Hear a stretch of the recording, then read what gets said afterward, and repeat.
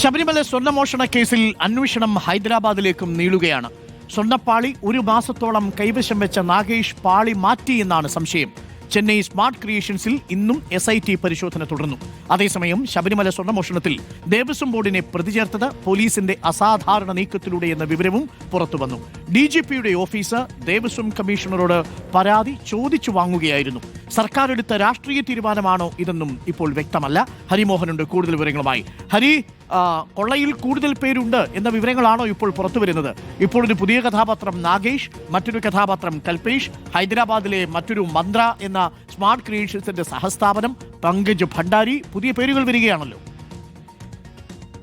അരുൺ, പുതിയ പേരുകളിലേക്കാണ് സ്വർണ്ണക്കൊള്ളയിലെ അന്വേഷണം കടന്നു ചെന്നുകൊണ്ടിരിക്കുന്നത്. ഏറ്റവും ഒടുവിലായി ഹൈദരാബാദിലെ നാഗേഷ് എന്ന വ്യക്തിയിലേക്കാണ് അന്വേഷണം നീളുന്നത്.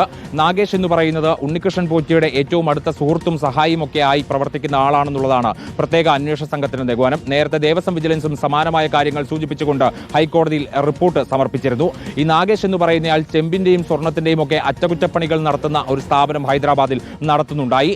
ഈ സ്ഥാപനത്തിലേക്ക് സ്മാർട്ട് ക്രിയേഷൻസിൽ എത്തിക്കും മുമ്പ് തന്നെ ദ്വാരപാലക പാളികൾ ഉണ്ണികൃഷ്ണൻ പോറ്റി എത്തിച്ചെന്നും അവിടെ ഒരു മാസത്തോളം സൂക്ഷിച്ചെന്നുമാണ് അന്വേഷണ സംഘത്തിന്റെ കണ്ടെത്തൽ എന്ന് പറയുന്നത്. അവിടെ വെച്ചാകാം നാഗേഷിന്റെ സഹായത്തോടുകൂടി ഉണ്ണികൃഷ്ണൻ പോറ്റി ഈ സ്വർണം കവർന്നത് എന്നുള്ള നിഗമനത്തിലേക്ക് ഇപ്പോൾ SIT അല്ലെങ്കിൽ പ്രത്യേക അന്വേഷണ സംഘം എത്തിച്ചേർന്നിരിക്കുന്നു.